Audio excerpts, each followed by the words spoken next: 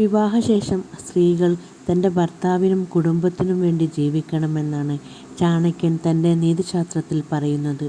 അതുകൊണ്ട് തന്നെ വിവാഹിതയായ സ്ത്രീ ചെയ്യുന്ന ഓരോ കാര്യത്തിനും ഓരോ അർത്ഥമുണ്ടെന്നാണ് ചാണക്യൻ പറയുന്നത്.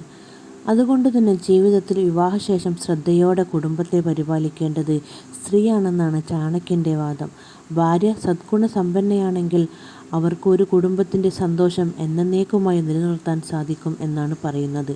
എന്നാൽ അങ്ങനെയല്ലാത്തൊരു വ്യക്തിയാണ് ഭാര്യയെങ്കിൽ അവർക്ക് കുടുംബത്തെ മുന്നോട്ട് കൊണ്ടുപോകാൻ സാധിക്കില്ല എന്ന് മാത്രമല്ല, അവർ കുടുംബത്തിന് അനുയോജ്യമല്ലെന്നാണ് ചാണക്യൻ പറയുന്നത്.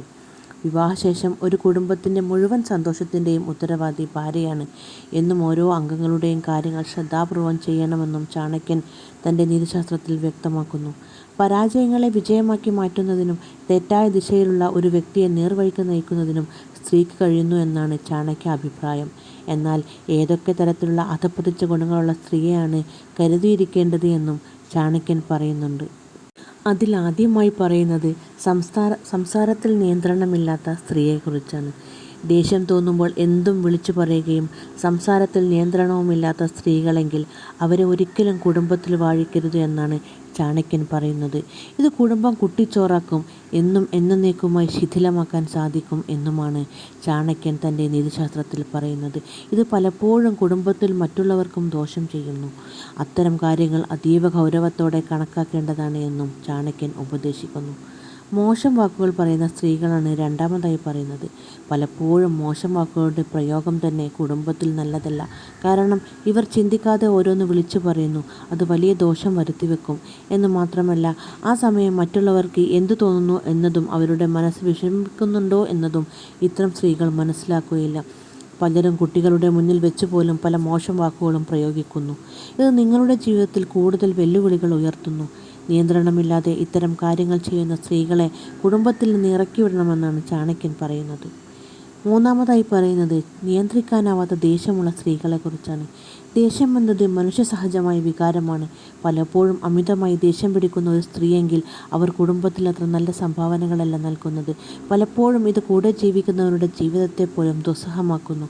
മാത്രമല്ല, കുടുംബത്തിൻ്റെയും നിങ്ങളുടെയും സന്തോഷത്തെയും സമാധാനത്തെയും ഇത് വളരെയധികം സ്വാധീനിക്കുന്നു. ഇത്തരത്തിൽ അമിത ദേഷ്യമുള്ള ഭാര്യയെ ഒഴിവാക്കുന്നതാണ് നല്ലതെന്നാണ് ആചാര്യൻ ചാണക്യൻ പറയുന്നത്. നാലാമതായി പറയുന്നത് ചിലവ് കൂടുതലുള്ളവർ പറ്റിയാണ്.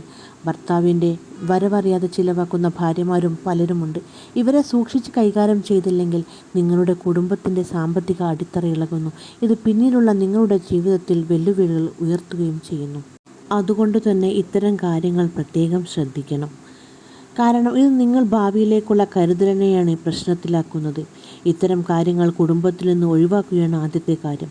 ആദ്യം പറഞ്ഞു മനസ്സിലാക്കുന്നതിന് ശ്രമിക്കുക. പിന്നീട് മാത്രമേ അടുത്ത വഴികൾ തേടേണ്ടതുള്ളൂ. നാലാമതായി അശാന്തി ഉണ്ടാക്കുന്ന ഭാര്യ.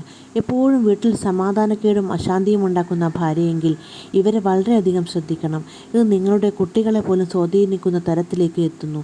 അവരുടെ ഭാവി പോലും അവതാളത്തിലാക്കുന്ന അവസ്ഥയിലേക്കാണ് കാര്യങ്ങൾ എത്തുന്നത്. അതുകൊണ്ട് തന്നെ വളരെയധികം ശ്രദ്ധിക്കണം. കാരണം ഇത്തരം സ്ത്രീകൾക്ക് കുഞ്ഞുങ്ങൾക്ക് നല്ലതൊന്നും പകർന്നു നൽകാൻ കഴിയില്ല. അഞ്ചാമതായി ചാണക്യൻ നല്ല ഭാര്യയെ എങ്ങനെയാണെന്ന് പറയുന്നതെന്നാൽ, ചാണക്യൻ്റെ അഭിപ്രായത്തിൽ ഒരു നല്ല ഭാര്യ എന്നത് എപ്പോഴും പ്രവൃത്തിയിലും വാക്കുകളിലും എല്ലാം സൗന്ദര്യവും ശുദ്ധവും കാത്തു സൂക്ഷിക്കുന്നവളായിരിക്കണം. കൂടാതെ വാക്കുകളുടെയും പ്രവൃത്തിയുടെയും ഫലം എന്താണെന്ന് അവർ മനസ്സിലാക്കുകയും വേണം. വീട് നല്ല മികച്ച രീതിയിൽ കൊണ്ടുപോകുന്നതിന് അവർക്ക് സാധിക്കണം. കൂടാതെ ഭർത്താവിനെ സ്നേഹിക്കുകയും മനസ്സിലാക്കുകയും ഏത് സാഹചര്യത്തിലും പിന്തുണയ്ക്കുകയും വേണം.